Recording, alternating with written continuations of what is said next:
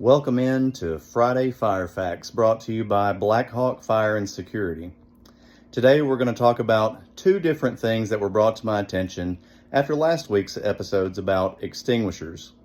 The first one was, how do I dispose of an extinguisher once it's been used or once it's out of date? The easiest thing to do is to take it to a local distributor such as Black Hawk Fire and Security or any of the other local distributors that can have a technician look at this, tell if it just needs to be serviced or if the extinguisher actually does need to be disposed of. If the extinguisher does need to be disposed of, they can remove the pressure from the canister, they can remove all the material from the tank and make sure that it's disposed of properly. The second thing that we want to talk about today, we're going to dive a little bit deeper. Many people asked, what do I do with a grease fire if I don't have a K-class extinguisher? Many of us have an ABC extinguisher in our homes or in our business, but very few people will have a K-class extinguisher in their home. So how would you put out a grease fire? The number one thing you do not want to do is use water. If you use water, you will spread the fire and cause what appears to be an explosion. The reason it looks that way is because the water meets the heat, causes steam, and it can carry those oil particles through the air, and it looks very much like an explosion and can spread that fire throughout your house. So you do not want to use water whatsoever. What you do want to use is just a simple lid or even a baking sheet, a metal baking sheet. If you are cooking in a pan or even a pot on the stove and there's a fire that comes from that, you can cover that fire, remove the oxygen from the fire, and that will completely extinguish the fire. How does that work? Well, that's something I want to talk to you about. There is a fire triangle. In this triangle, there are three sides, and each side is required for a fire to exist. The first side is fuel, and that would be wood, cloth, paper, gas, butane, propane, anything such as that would fuel a fire. On the other side, you have oxygen. You have to have oxygen for a fire to continue. And on that bottom line, you have heat. Without any one of these three things, a fire cannot exist. With all three of these things, a fire will always exist.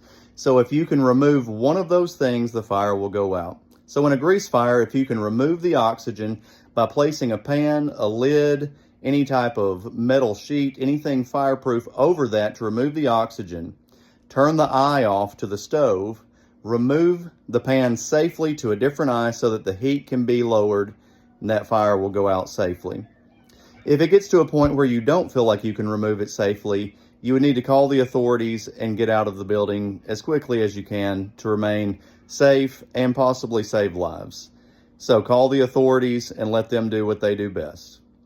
Also, any other fires throughout the house that don't involve grease or cooking fats, such as if a curtain gets too close to a candle, or anything paper or cardboard gets too close to a heat source, that can either be put out with an ABC fire extinguisher or it can be put out with water.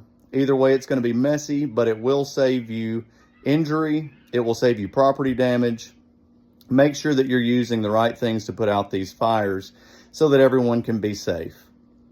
If the issue was caused by something electrical, you want to make sure that you cut off the breaker. You want to make sure that there is no electricity going to that area before you were to put water in that area so that you don't risk any type of electrocution, any type of damage that way. Make sure that breakers are cut off and that everyone's safe. The number one goal that we're looking for is safety, especially life safety. A secondary will always be property, but always make sure that you are worrying about personal injury or life safety before anything else.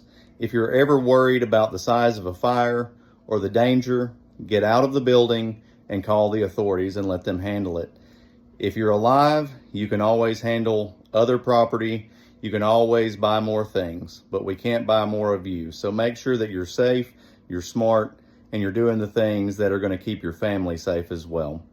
Now, the thing that I want to advertise today, the business that I want to advertise locally, is the business that I work for, Black Hawk Fire and Security. We do so many things that a lot of people would not even imagine that we do. It says Black Hawk Fire and Security, but most people don't know what that means. Yes, we do deal with commercial, industrial fire alarms. We deal with suppression systems such as on machinery, but we also do security systems in homes. We do fire in homes. We do camera systems in homes. In businesses, we can also install data drops for internet. We can do a lot of different things that most people don't know we do. We also deal with access control so that you can access and control any type of access to doors throughout facilities. If there's anything that you have as far as a need with that, give me a call. I'll be happy to talk to you and tell you what all we are capable of and give you prices. We also have a sprinkler company by the name of National Fire and Life Safety. They handle any type of sprinkler needs that you would have, such as install in commercial, industrial facilities, any type of business. Life safety is what we do, and we want to do it for you. We can give you a price. We can work with you on it. We can answer any question that you might have. So give us a call, and we'll do our best to help you with anything that you have. If you have any questions about anything that was said today, feel free to leave me a message, give me a call, text me, email me. Do whatever you need to do. I'll be happy to answer those. If I don't know the answer, I'll find the answer. I hope you've had a great Friday, and I'll talk to you soon.